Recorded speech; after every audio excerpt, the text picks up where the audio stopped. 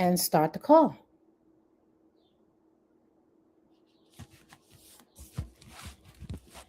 Okay, we are doing the 15-hour buyback live workshop. For those of you who have signed up for it,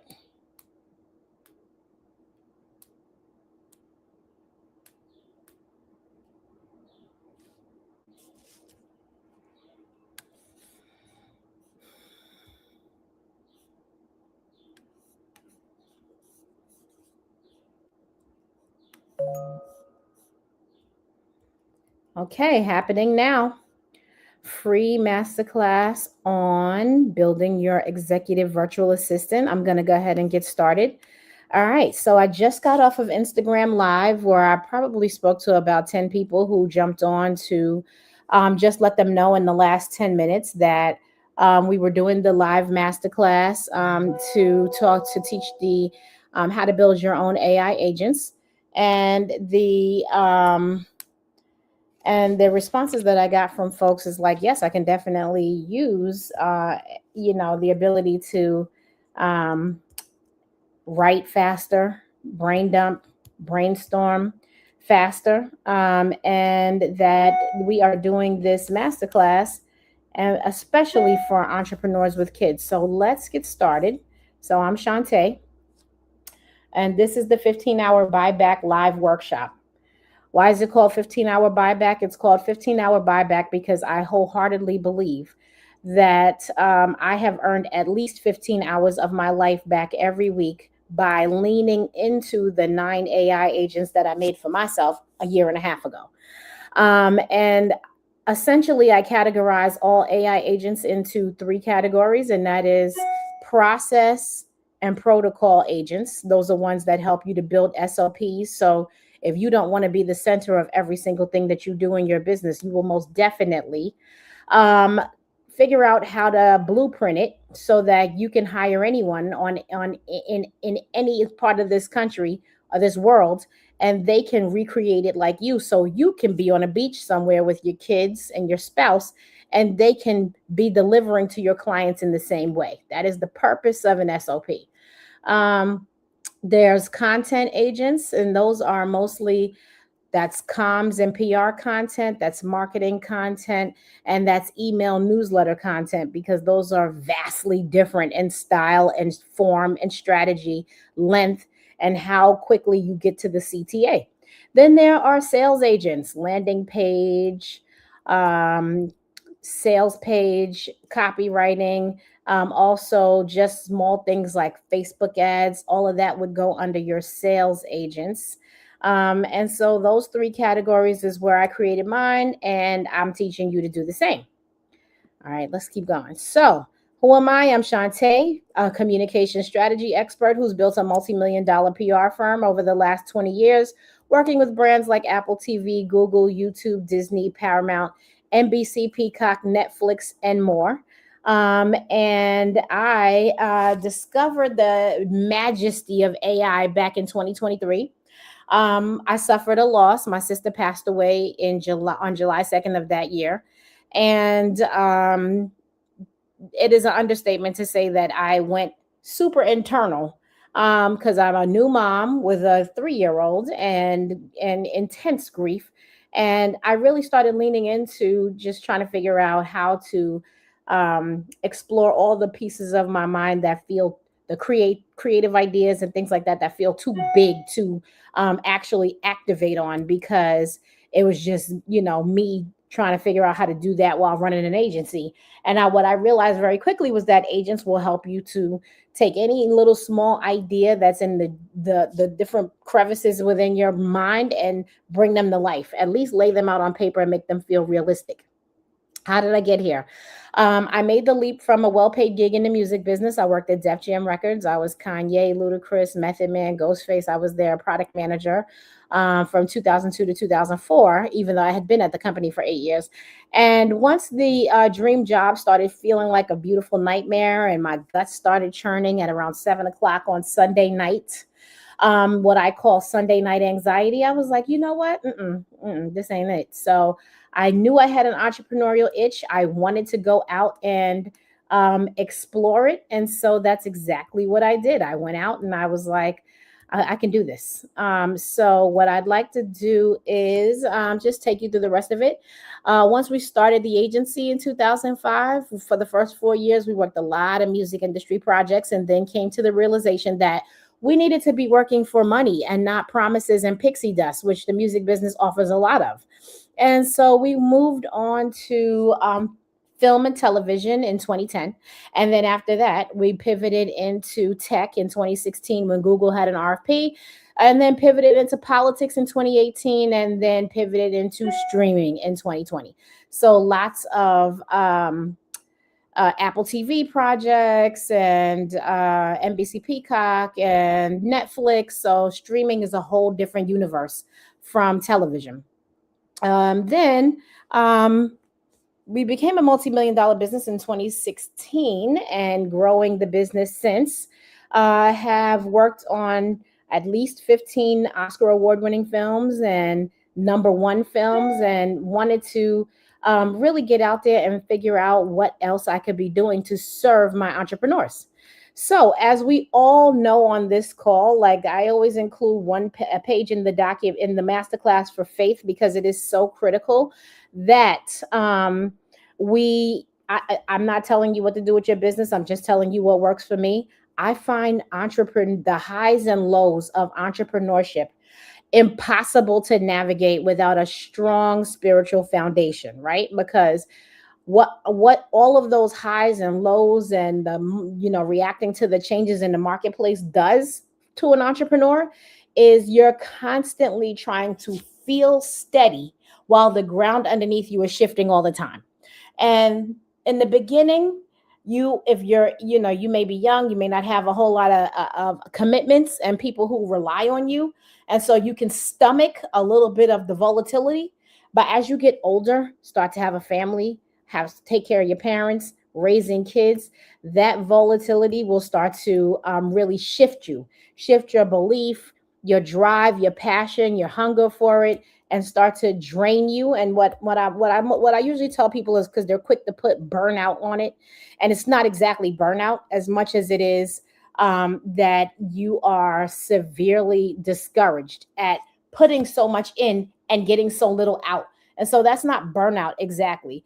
What it is just you're following the faith with absolutely no evidence that it's going to work out, but you're believing in it while getting a bunch of messages from the outside that it's not going to work, but it is. And so even when it looks like it's not working, it most definitely is working. You could be being purposefully pivoted by God, but because you chose something that wasn't exactly what he had in mind for you, and that happens, and you have to remain open to that. But wherever the path is taking you, if you're putting the hours in, you're going somewhere. So I just always add this in. One of my favorite Bible quotes for entrepreneurs: but those who wait on the Lord shall renew their strength. They shall mount up with wings like eagles. They shall run and not be weary. They shall walk and not faint. Isaiah 40:31. And this is always important to me to remember, because something is always working on your behalf, even when you can't see it, right? That is so key, is that you're not going to always be able to see the progress, but you will be able to feel it. So always stay grounded in that, because entrepreneurship is an exercise in constantly knowing something's happening and everyone else around you looking at you and going, "Are you insane?" And you're going, "No, I'm not insane. I'm telling you, this is going to work." When you have clients who are 100, 120, 130, 140 days late paying your invoices, but you know that you're going to be able to pay everything as soon as you get that. You go from a bank account that has 200,000 to about $10,000 after you pay everything else off. It's still working. Trust. Okay. Mindset is always the first multiplier, right? We always start here. Because if you go into this with self-doubt or a healthy dose of skepticism, you're probably not going to get all the way through to the end, right? Because let's be honest, what we're talking about here, we're talking about building agents, so non-humans. So essentially, a speaking robot, kind of like if you're a fan of the Marvel cinematic universe, like Iron Man has had Jarvis forever. I always think of each agent like my own Jarvis. They don't quite sound like him, but they definitely help. I can ask it to do anything, and I'm always amazed at the results. And so that's what we're talking about here. So that requires a certain level of, I mean, I don't even have the words for it, but it requires a certain level of, like a childlike imagination, right? And a belief that this can actually happen. Because if you don't have that, if you stay grounded in your skepticism, you're going to limit yourself in what you believe that this agent can do for you. Right? That's something I did not do. I ran headfirst into, oh my God, I have an opportunity to build my own Jarvis. Let me see what happens. And after I saw what happened with the first one, I was like, oh yeah, I'm gonna keep on going. So again, I always remind folks who attend my master classes that AI is not replacing you. If you're an entrepreneur, it is releasing you. I promise. AI handles the repetitive, low level work. You handle the revelations, the vision, the big brain activity. AI handles drafts. You handle discernment, because here's the problem. If your timeline looks like mine, it is a literal shit show of a bunch of people on there promising it is going to do your job for you. You're never going to have to do this again. Oh, all I had to do was this and put this in. And then I got 100 days of Instagram content and now I have 1 million viewers. All of that is nonsense. That's not what we're doing here.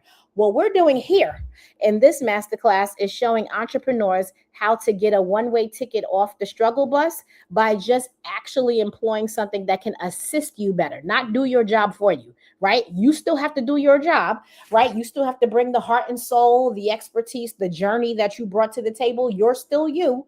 You're the person who's the building the brain of the assistant that can support you, but you're getting, for the same investment you would put into when you hire somebody who is a low level employee and they require a lot of mentorship and a lot of guidance and a lot of teaching and coaching and a lot of encouragement and showing them how to do it, you're putting in the same amount of work. Only now you're building an agent who isn't going to burn out, who isn't going to need a mental health day, who isn't going to say they're working too many hours, who isn't going to ask you for a raise, who costs $20 a month. And the more you put into it, the more you get out of it. And that is the whole facts. And so if you're up for that, then you're in the right place. If you're not, that is totally fine.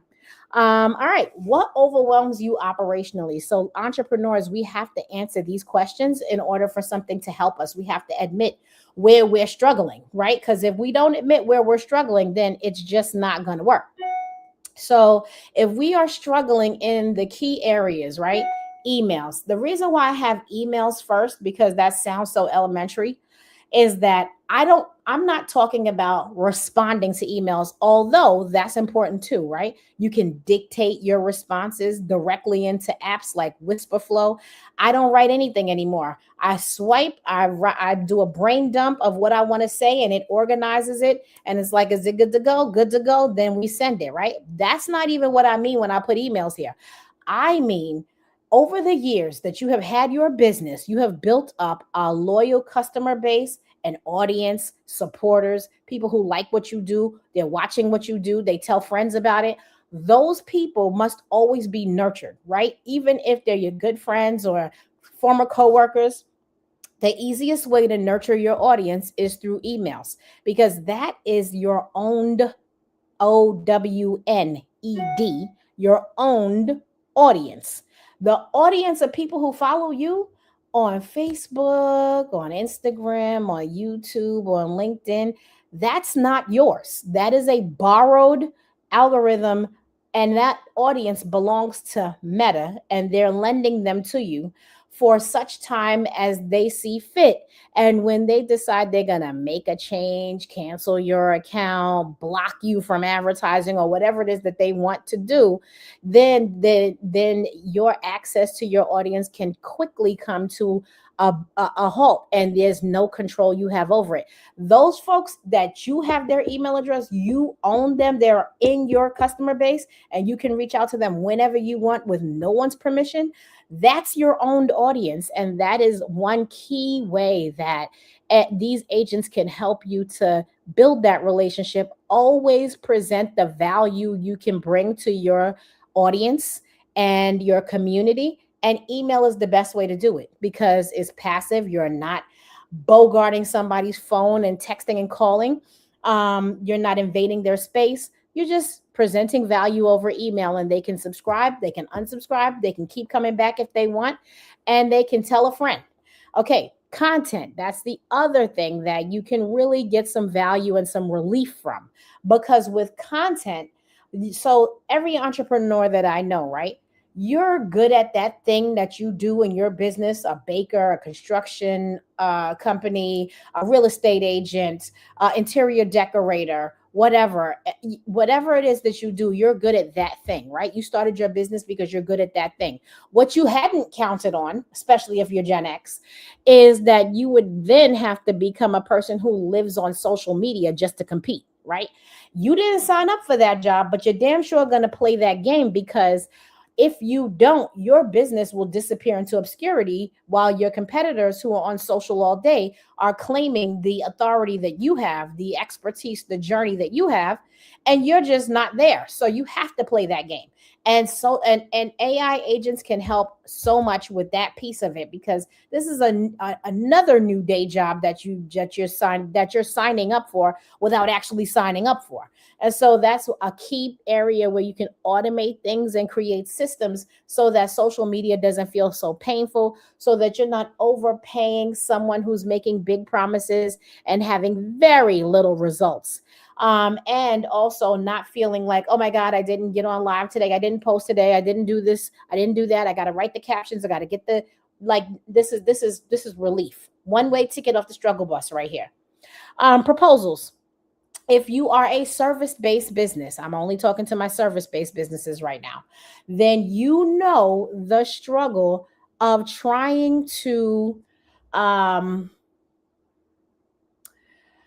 respond to RFPs when it's easy to write a proposal. What's harder is writing a compelling proposal with creative ideas and something that's going to break through and win the business.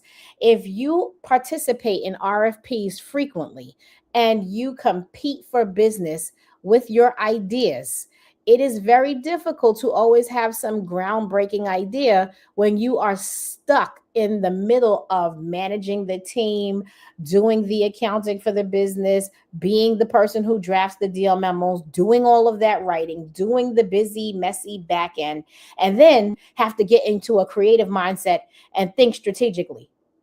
It could be damn near impossible. And then you have a timeline, 2 weeks to get the proposal in. Like, that's very difficult. And AI agents have so many solutions for that. Scheduling. How many people have a hard time keeping up with their schedule? I know a lot of us are out there using Calendly, but your agents can even schedule beyond just your meetings, but like literal reminders. If you want to stay top of mind about what innovations are coming in your business, here's your daily task that comes right into your inbox and says, here's what's going on in your industry. Here's what's going on in AI. Here's what's going on in places that you need to be paying attention to that you're not. And so, it just helps with that. Like, I'll give you an example for me. I would love to be in my LinkedIn feed more often, but I need to do my job during the day. So I can't be in meetings, on calls, and going through the feed all day. So I ask my agents to isolate the top 5 business stories that are relevant to what I do and send them to me, and then draft a response if I want to respond based on my perspective. Then it gives it to me to review and change, not just take what they say, and then send it. And that makes it so much easier for me to not miss the highlights of what's going on in my LinkedIn feed, which is very important. All right. That's scheduling. Lead generation, another painful task for entrepreneurs who are stuck on the back end, doing busy work, and the parts of the business that are really unsexy and really not even what you definitely don't want to be is the lowest paid employee on your team, right? You did not start this business to be the lowest paid employee at the company. What do I mean by that? What I mean by that is this: you bring the vision, the big brain activity, the stuff that allows you to grow and scale a business. You should not be doing the parts of the business that do not scale a business, because then you do become the lowest paid employee, because you work nonstop around the clock, and no matter how much you make, because you have so many low level tasks in there. If you charge, let's say, $5,000 an hour for your time, you're tucking so many $10 tasks in there that ultimately you're making it probably about $200 or $300 an hour.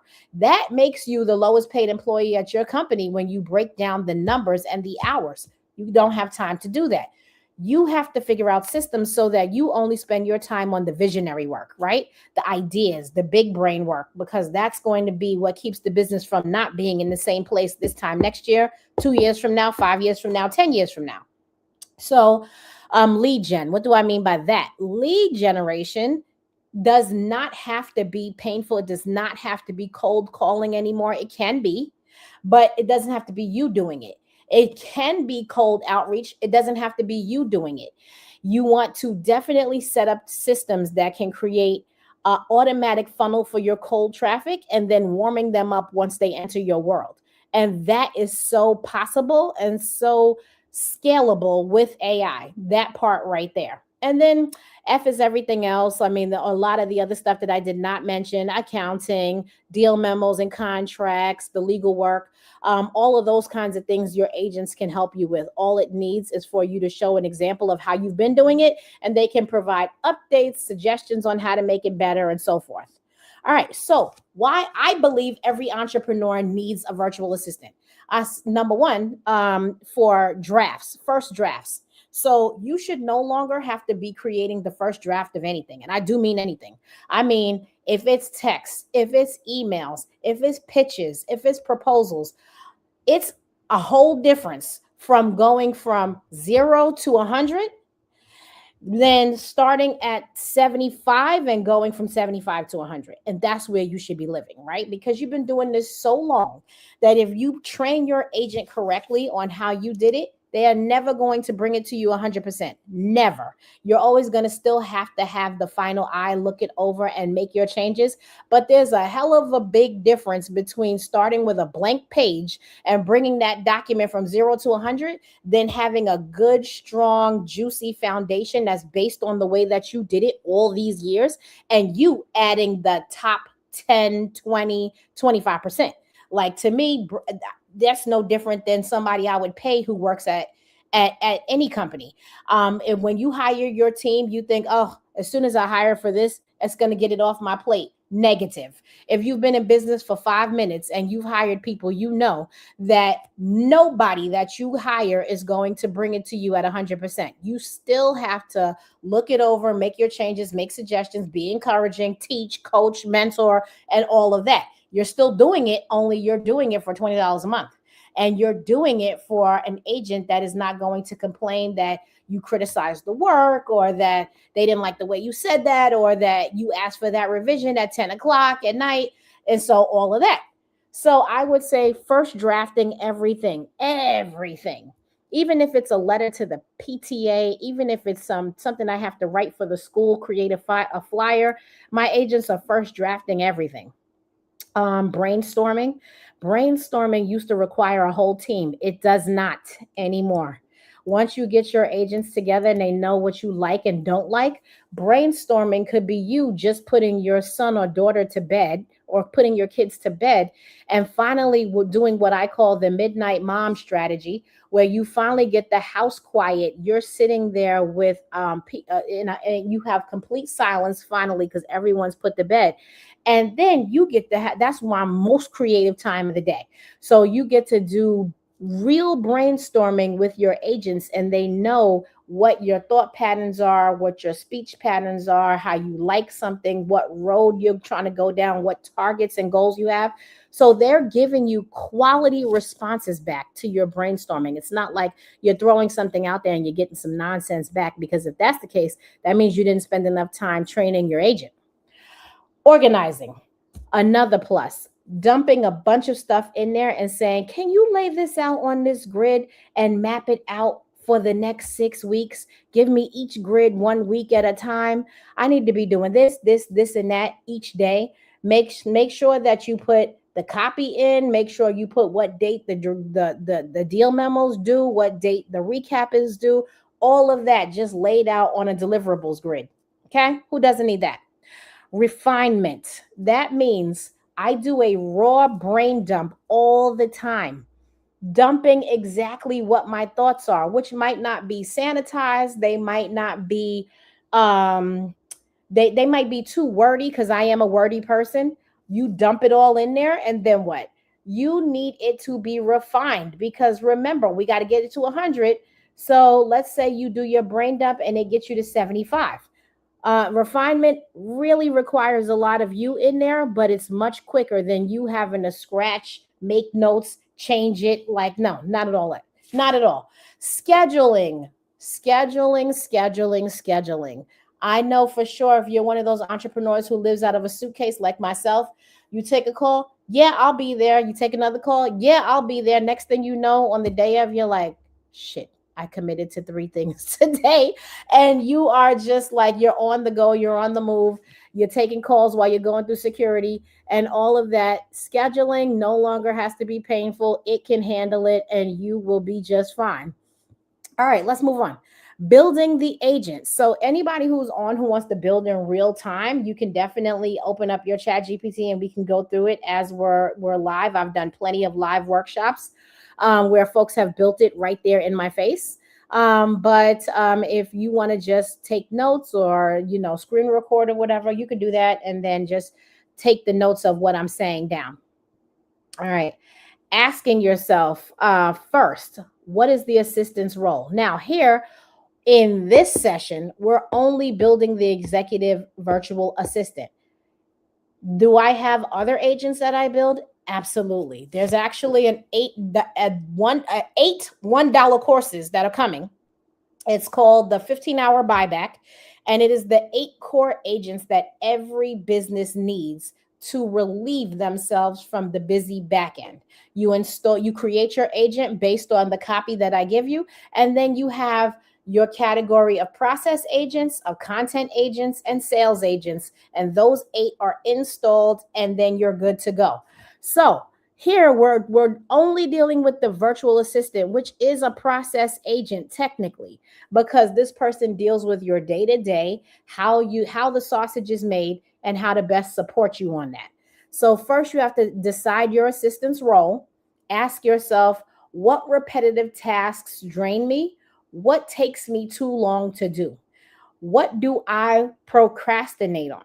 Usually, if you're like most entrepreneurs, in the back of your head while you're doing it, you're already angry because you're like, why am I still doing this myself? And then you're going, I need to hire for this. And then you're going, the process of having to put the job opportunity out, the job description together, post it on Upwork, get a bunch of responses back, interview the right candidate, and all of that. Let me just do it myself. And then you're in the let me just do it myself trap, to the point where this time next year, you're still doing it yourself, right? That we have to break. But the only way to break it is for you to spend time actually detailing what it is, right? Because the average entrepreneur, when you talk to them and they sound overwhelmed and they're like, oh, I'm just doing everything.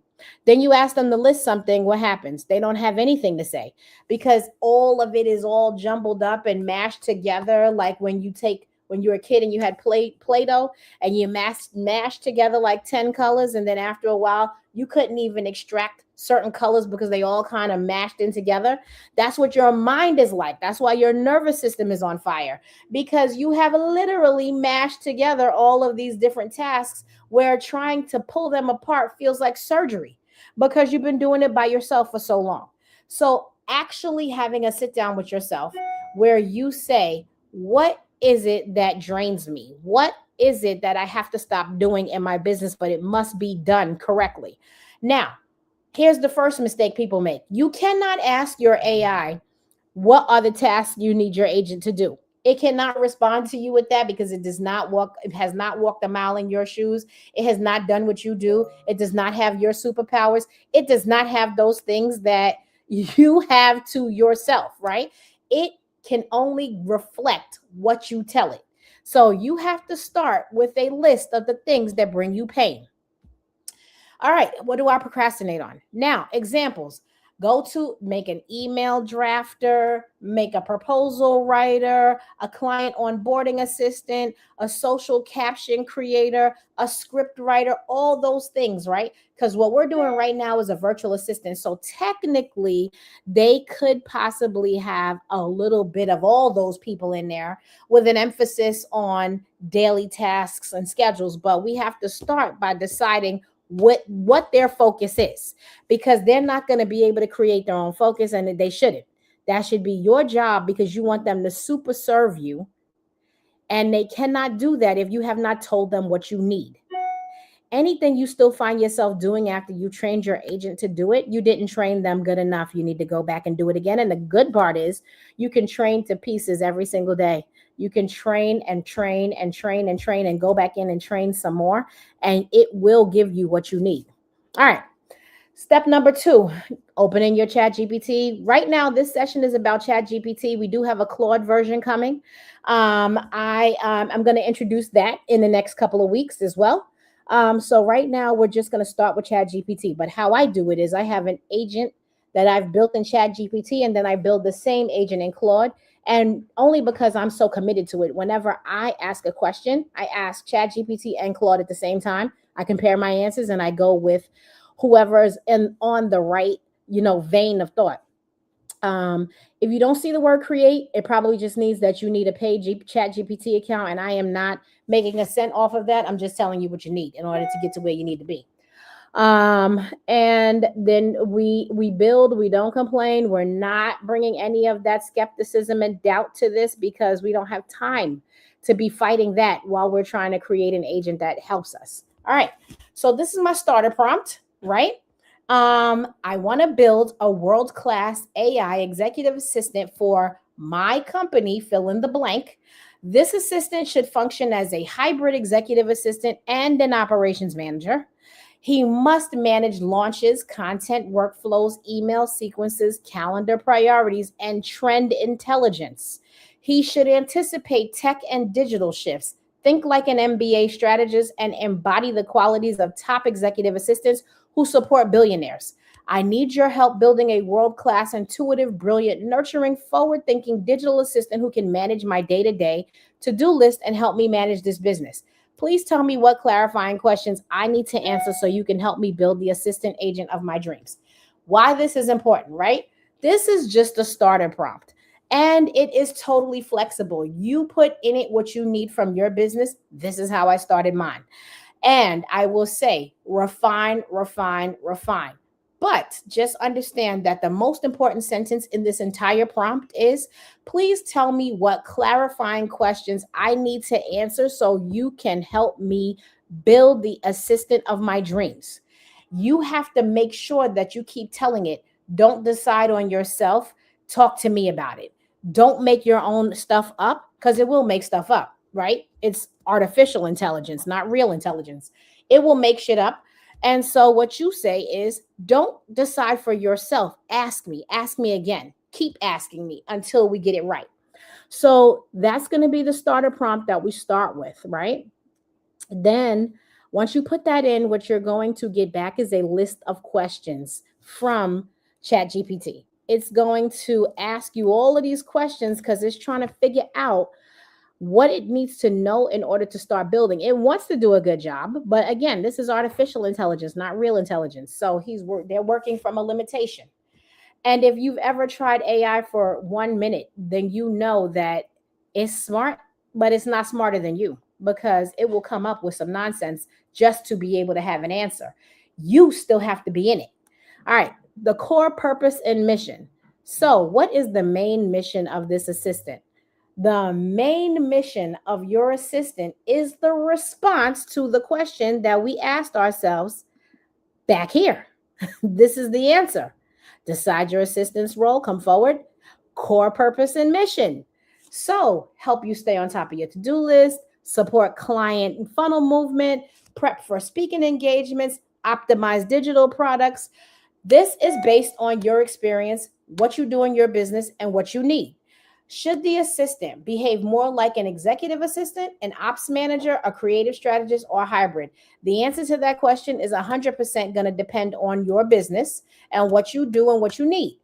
In the meantime, what is going on is that you have to decide on how you like your assistant, right? So there are three types of assistants in this world. There is the person who just needs a job. They don't care. They really didn't want to be an assistant. They're not passionate about it, but they're in survival mode. I need a check. I need a payment. And I'm willing to sit there in this seat, keep it warm, do the bare bones minimum of what you need, and collect my check, right? That's the lowest level of assistant that you can get. Then there is what I call an admin assistant, and that is a person who wants to do a good job. They don't want too much pressure, too much stress. They don't want to have to think too hard. They want you to tell them what you want them to do, and they'll do it. And you can keep an assistant like that for years and years and years. There are people around the world who keep assistants like that for years and years and years.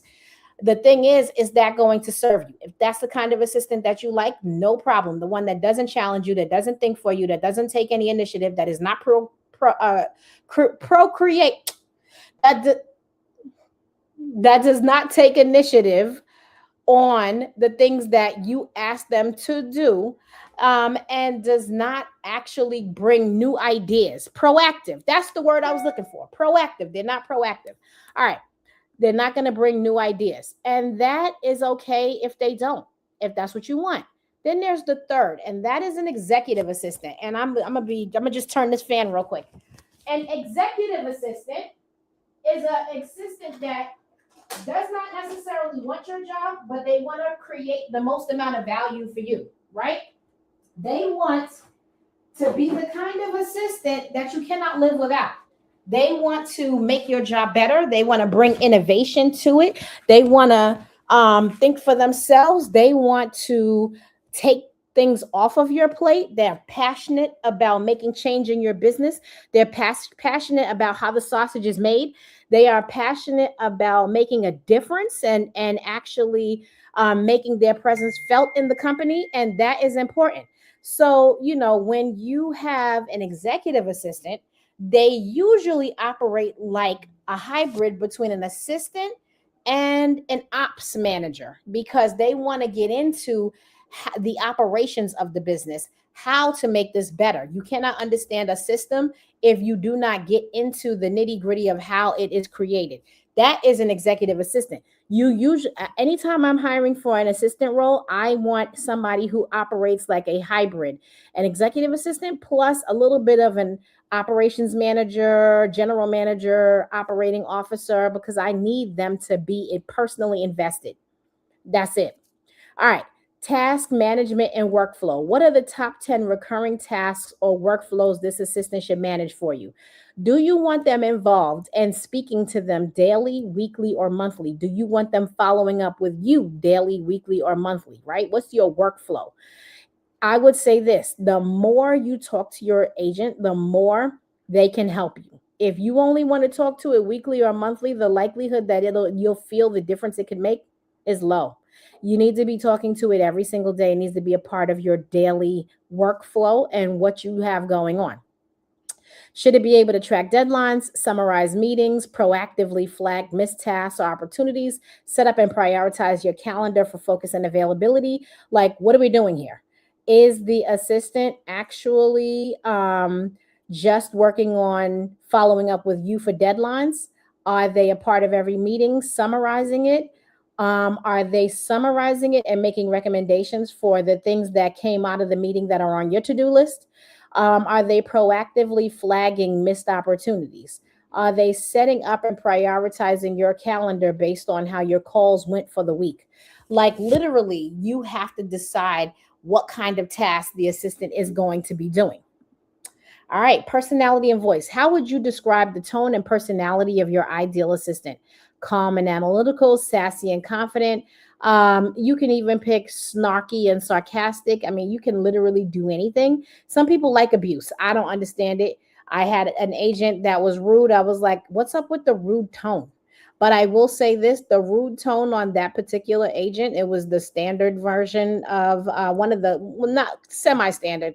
It was kind of customizable, but she was rude and she was like, well, do you want me to agree with you or do you want me to push you on this? Got some of the best stuff I ever knew I could do out of me for a blog entry. All right, so what you're gonna pick the personality and voice. Should it mirror any real life inspirations, celebrities, characters, team members, or coworkers that you have video of? So a lot of folks they don't they especially folks who are entrepreneurs and they're interested in CEOs around the globe and personalities in business. They will, you could be a person who's like, man, I really want my assistant to be like Richard Branson's assistant and really manage the office, keep him traveling around the world and keeping all 142 businesses that he owns. And that's a random number I picked out the sky, but keep his business portfolio organized and keep his meetings with all his CEOs on point and make sure that no balls are dropped. You might want your assistant to be like that. You can literally mirror it off of anything out there that you've seen that you like. And that's important because it's important that you like who you work with. And never before have you had an opportunity to build the personality of the person you work with. Imagine going into work and being able to build the personality of your assistant and your coworkers instead of just living with them the way that they are. I'm just saying that's never happened before. Okay. Should it speak in first person or second person when engaging with you? How do you want to be addressed? Boss, sir, ma'am? What do you want it to call you? Your initials, SB? Like how do you want it to be casual with you? Do you want it to open up your conversations with jokes? You are able to literally customize all of that. Moving on. Tools, systems, and integrations. Which systems does it need to connect to? Google Calendar, ClickUp, Asana, Notion, Gmail, Stripe, Wix, Kajabi, Zapier, Airtable. You have a tech stack that you run your business with, whether you know it or not. For most people, is Google Drive, probably GoDaddy, where you registered your website or wherever. Whether you built your site on Wix or Go High Level or whatever that is, your AI software of choice, whoever you run your email through, whether it's Gmail or Outlook. If you use some back-end automation services like ManyChat, your tech stack for your business, Notion, Asana, Monday, all of those kinds of Slack, all of those are plugins that you need to attach to your agent so that they can go directly into your Notion, pull what you have due that day, or pull up a folder of whatever so that they can take out a document, go directly into your Gmail. ChatGPT has a new feature where it can go in and organize thoughts in an email like Gmail.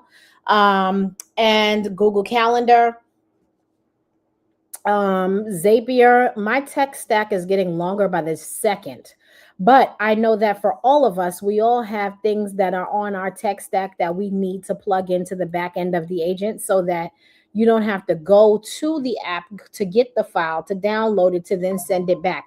You can plug it all in together. All right. Should it recommend automations to reduce manual tasks? Abso-freaking-lutely.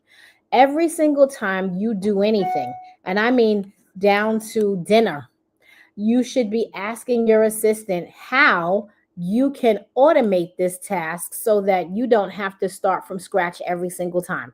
Some of the things, it might be crap, you'll throw it out. Some of the things you want to be involved in, who makes your food for your kids, don't worry about it. You still be at the center of that. But especially in that business, all the things that need to be automated, how do I automate generating these deal memos and contracts and independent contractor agreements? How do I automate sending this information into this QuickBooks file so that I can send it to my accountant at the end of the month? How do I automate this weekly to-do list? How do I automate promoting my weekly masterclass? Whatever it is, just make sure that you are asking you ask the agent how it can recommend automation so that it reduces your annual tasks, and make that a part of their instructions, which we're going to get to, so that they're constantly asking you how they can automate that type of stuff. Does it need access to or insight from your ad dashboards, email stats, or sales performance? Does it need access to or insight from your ad dashboards? Only if you're doing a significant amount of ads. Now, if you are a person, you need to most definitely get, let me see, if you are a person who, let me see, I'm going to alter something for 1 second. If you're a person who does a lot of advertising, of course, you need him to be in your ad dashboards. If you're not doing a significant amount of ads, then you don't need it yet. But if you are an analytics junkie who is constantly reviewing numbers and Instagram stats, views, followers, engagement, and you're all into that, it can be immensely helpful to you and create almost like a cheat sheet every day of what your numbers look like. So yes, you can definitely plug it into your ad dashboards, email stats, who opened the email, what's your click-through rate, all of that. You can definitely incorporate all of that. Sales performance on your checkout page, you can incorporate all of that. It should be able to really help you with that if you give it all the right information. All right. Number 5, business priorities. What are your top 3 business goals this quarter? The reason why this is one of the pages I spend the majority of my time on in this masterclass is this. What outcomes would you want this assistant to help you move the needle on the fastest? Sales growth, challenge signups, digital product revenues, social media consistency. Like, here's the thing. You definitely don't want to ask ChatGPT what your priorities are, right? Because some people, like, they just go a little too far and they forget. It's only going to build off of what you tell it. So it will go based off of very little information and not think like a visionary when telling you what your top 3 priorities are. That is something you are going to have to do. You have to let them know what the priorities are. What are you trying to accomplish this month, this quarter, this year, this for the next 6 months, for the next year, for the next 2 years? What are we trying to accomplish? You have to know the answer to that in order to set your priorities. You have to, right? Because it's not going to be able, no one can set your business priorities for your business except for you and your business partner or your operations manager, general manager, leader in your company. You can't even ask the lower level people in your business what your priorities are. Those have to be yours. You have to own them, you have to live them, and you have to be so personally invested in their outcomes that you can't think about anything else, right? And they could be anything. It could be, I want to get to 10,000 followers on Instagram or 10,000 followers on YouTube. I want to sell 1,000 copies of this book. I need to grow my community by 1,000 people. I need to do what? What the 3 things you need to do this year? Once you have those 3 things you want to do this year, my recommendation as a business coach, a comms coach, an entrepreneurial coach is this. Read the book, The 12-Week Year by Brian Moran, and take all of those priorities you set for the year and put them into one 12-week year. Then come up with priorities for the next part of the 12-week year and the next part of the 12-week year and the next part. You get 4 12-week years in 1 year. So the reason why that book is so critical is that what would have taken you a year had you gone on your schedule will now take you 12 weeks, and you might break it up in parts. I want to do this part of the priority, the next thing, and set goals that you accomplish way faster because you put them on an abbreviated schedule. That book is so worth it for any entrepreneur because nobody has the whole year to be doing what we can do in 12 weeks. Okay. Any questions about that? Drop them in the chat. Anybody who have anything that they want to share, feedback, commentary, please drop it in the chat. All right. Communication and reminders. How do you want it to interact with you, meaning your agent? How do you want it to address you? Daily briefings, task nudges, weekly summaries. How often do you want it to remind you? Do you want it to be heavy-handed or light-handed when it comes to alerting you, reminding you, following up with you? Should it alert you when you're off track or be gentle and encouraging? Should it be firm, like, hey, listen, you didn't achieve that milestone that we had for last week, and this week you're about to fall off track again. How do you want it? What kind of tone do you want it to take with you? Something that is, encouraging and soft, or do you want it to be like, listen, we have things that we're trying to accomplish this year. Let's get it. And it will do it however you decide. Knowledge base and brand alignment. Should it have access to past campaigns, offers, and launch timelines? What brand assets, messaging guides, or tone documents should it pull from to stay consistent? So, should it have access to past campaigns, offers, and launch timelines? Absolutely. So, here is the knowledge base. And this is where you get to start building phase one of the brain, right? So when I say big brain activity, what I mean is all of the things that you have done where you have put your heart, soul, brain, strategy, vision into, right? Speeches, workshops, Zoom calls. If you have transcripts from all of your Zoom calls, from all of your master classes, from your workshops, transcripts from your work with your team, meeting notes, any of that, all of that, combine it all and start to upload it into your knowledge base. You have 20 opportunities to upload some type of document to show this thing how you think, how you speak, your tone of voice, how you strategize, your recommendations, where your strong points are, and feed them into this brain so that this thing can actually start to extract from your own brain because it has these documents, right? Past campaigns, anything that you've won, if you've ever been a published author, your perspective on something, if you've done a dissertation, if you've done all kinds of proposals and things where it's really your secret sauce, your thoughts, your strategy, all the things that make you special are in there. Upload those to your knowledge base, right? Upload those documents. I think you have up to like 30 megabytes. The file can't be over. Upload all of those until you have used every single slot, every speech, everything. If you have, like, I take the transcripts directly from any kind of workshop I do, and I load them up into an agent that is just responsible for capturing my voice. What brand assets, messaging guides, or tone documents should it pull from to stay consistent? That is a you decision. What perfectly captures your brand in its essence, the way you want people to see or think about your brand when you're not around to tell them what you want them to think, right? Like, this is the part where you actually get to bring you to it, but you get to pick and choose what documents from your business you want it to pull from. So anything where that proposal was so good that you won $500,000 worth of business, upload it, let it pull from there. Anything where you feel like, oh my God, that was the best speech of my life, put it in there, upload it. All of those documents, make sure those are in. Okay, additional agent powers. Would you like it to also rewrite emails or text for your review before sending? Manage a Kanban or Trello board type of board or dashboard for visibility. Track your PR requests or interview prep.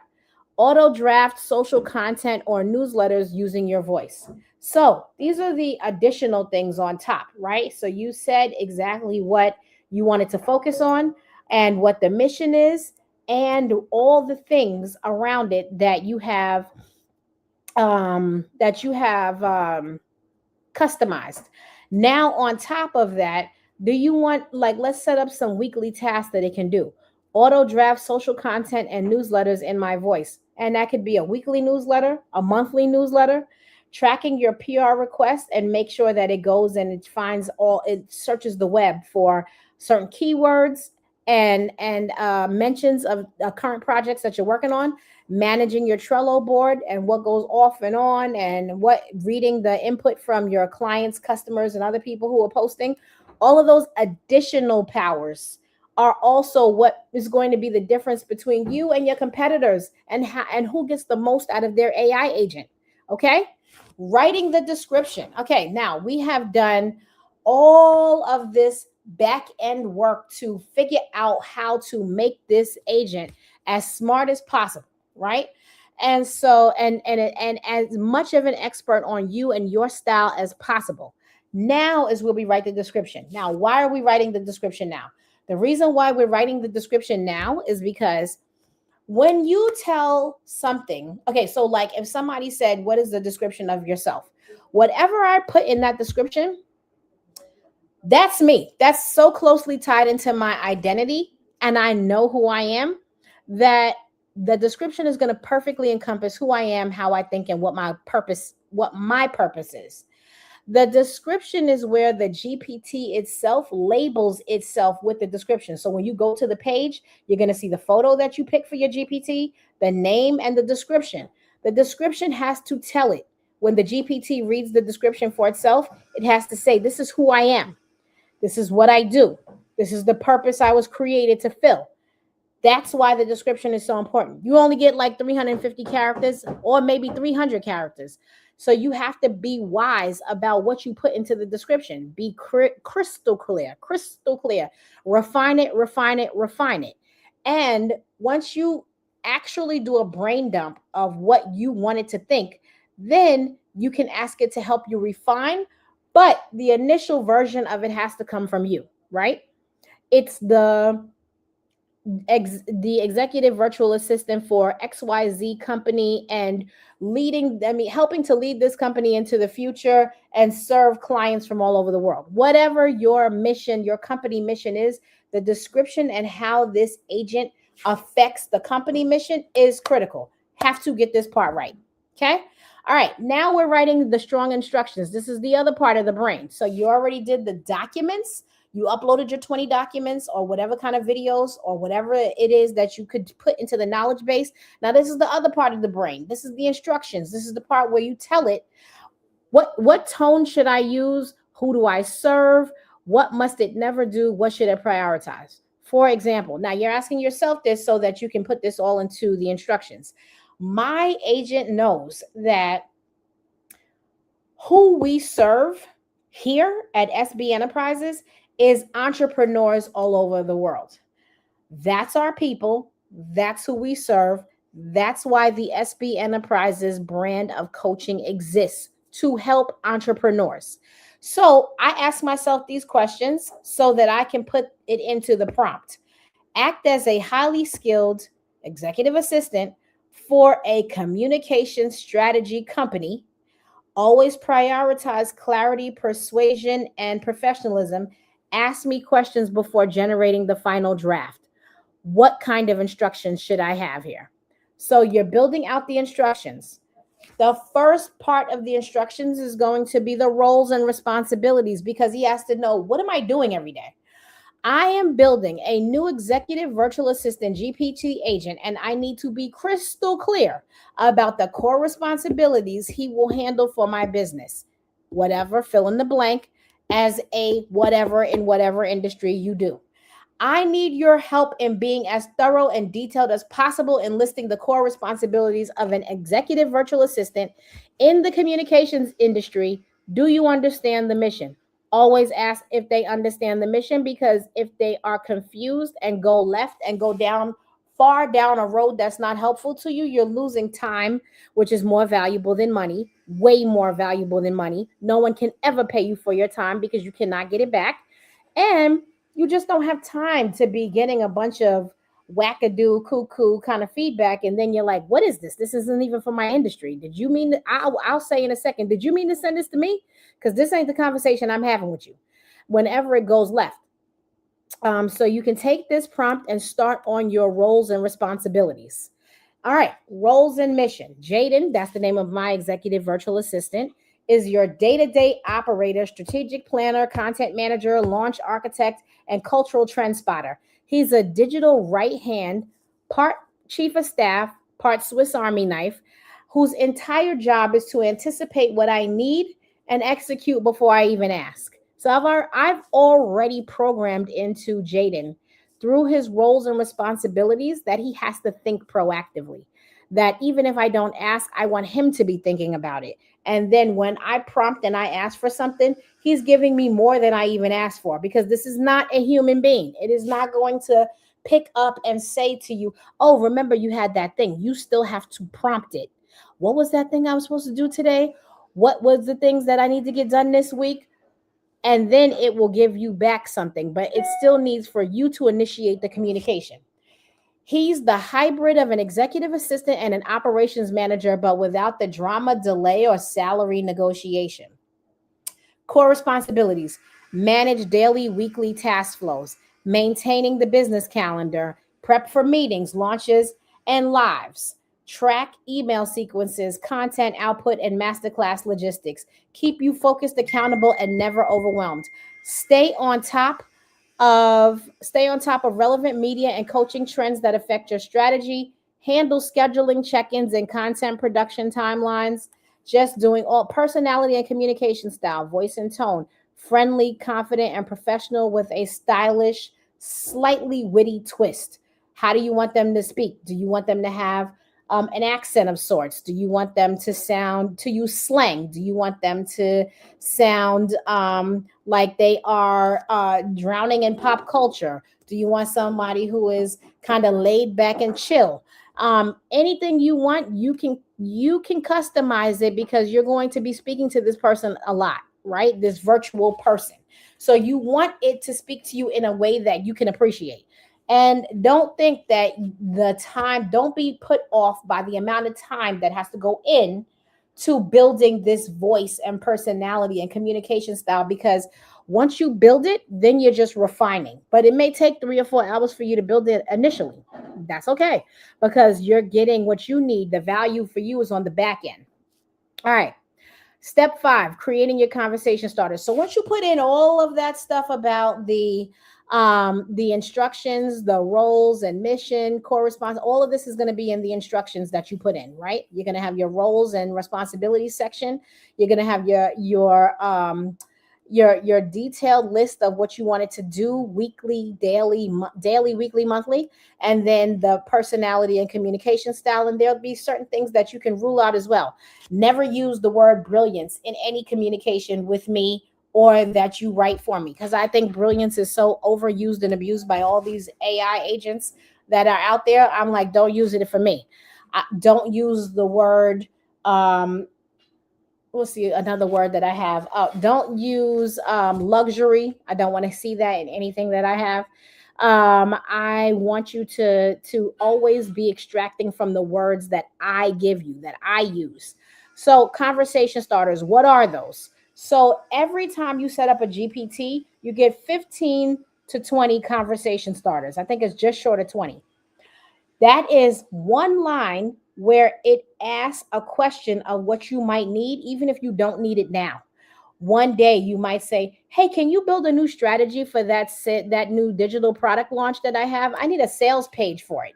I need a so and so for this new book that I just wrote, or this new strategy that I need to go over with the team, or this new proposal I need to present to my client. You wanted to have examples already built in, because the reason why they have conversation starters is this: the idea of working with an agent is new. It's new for everyone, right? No one is used to just talking into a computer and it talking back, responding, and giving you information. That's new. Before, we only saw that with Iron Man and Jarvis. And so sometimes it's easy for entrepreneurs who are very busy all day long doing what they do and getting the sausage made to forget. And then you're like, I don't even know if I could ask it this. It generates conversation starters, and you cut and paste them one at a time into each slot. And then it features 5 at a time. And you can open up your agent and just say, I don't even know where to start. I don't even know what to ask for. Hit any of those conversation starters at any time. It starts the conversation, it gets the agent's brain going, the juices flowing, and then you go from there. You just edit every single thing it says. Give me 5 powerful conversation starters for a GPT designed to help me with communication strategy, with construction firm pitches, with real estate in South Miami, whatever it is, right? Um, One thing I will say here is for the roles and responsibilities for the mission, stressed that that has to come from you and not from the GPT. We are now at the point where now you can rely on the GPT. You can say, give me the 5, 15, 20, 25. I ask for 20. I take what I want, throw out the rest, which is usually like 10. And then I say, give me 20 more, because every single thing that it gives me is not great. And so I'm going to use what's great and then throw out the rest and get a new round. Give me 5 powerful conversation starters for a GPT designed to help with whatever your business is. All right. So now you've put the knowledge, you've decided the mission, you've told it its core mission, you have built the instructions, the roles, the responsibilities, the personality, the tone of voice, and uploaded your documents and videos into the knowledge base. So you've done left brain and right brain work already, right? Big brain activity. Now, when you get to the end, this is where, based on everything that you have told it its mission is, where you create the name. Why do I spend this much time on the name, and why do I name it last? I name it last because a person's name tells them who they are. And if you embody the name, if the agent embodies the name, right? Like for me, I have a GPT that's just worried about sales copy, sales page, conversion copy. His name is Caleb Cashflow. It's right there in the list. I have an agent that just focuses on scripts for YouTube, long form scripts. A YouTube audience wants to be educated. An Instagram audience does not stick around that long. They just want to be entertained. And if they happen to pick up some education somewhere along the way, great. Nico narrative, because he's good at building the script narrative based on the information that he already knows about me, SB Enterprises, our offer stack, and exactly what we're trying, the value we're trying to bring to the community of entrepreneurs we serve. I have one that is a writer, Sage Steele, with an E at the end. I have one that just is thinking about SaaS innovations, Sterling Scale, because I need him to know our goal is to scale a SaaS product. You can name it however you want it, but this is where you're going to tell it how it should think every single time it ever is processing anything. So I do the name, and then we've got to take it for a test run. So test running our GPT, giving it a real task. If it's weak, refine your instructions, add clarity, improve the constraints. Constraints is don't say these words, don't use this tone of voice, don't use this same thing that everyone else is using, don't use bullet points, don't, whatever your constraints are, right? You are exercising true leadership by telling this GPT with such specificity how it can help you, how it can bring value to you, how it can super serve you, that you are you now want to know if everything you've poured into it is going to give you what you need. So now we're going to take it for a test run, and that's what we get to hear. The 3 best ways for an entrepreneur to use their virtual assistant. Draft first versions fast, right? Refine messaging with precision. Save time on repetitive thinking. Start with the things that you do every day in your business. Every day, whatever kind of pitch emails, follow-up emails, things that you use in your type of business every day. This is your test run. Ask it, do a draft for me of this pitch to local homeowners in Miami-Dade, and say these 3 things, which they all complain about. They complain about the cost of flood insurance. They complain about weather events that are more frequent. They complain about instability if you live near the ocean, blah, blah, blah, blah, blah, whatever. And generate this letter and give them some hope, some optimism, tell them what value I can present in these kind of situations. All of that. Give me a first draft of that. Might not be something you can send immediately, but they certainly got you from 0 to 75 based on your thoughts. Okay. And it's better than you starting from scratch. Refine the message with precision, save time on repetitive thinking. Things that you have to do over and over and over and over and again. I start with, this is my 10th time today doing XYZ. I know you can help me come up with some kind of system for it. Can we talk? Okay.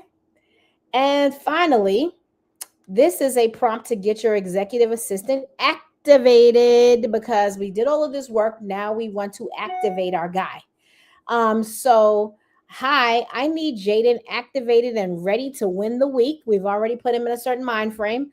What do you need from me in order to create a comprehensive content production calendar that assigns 1 day for email sequences, 1 day for LinkedIn, 1 day for social media content, 1 day for digital products production, and 1 day for courses development? Can you map it out and implement it on a large grid?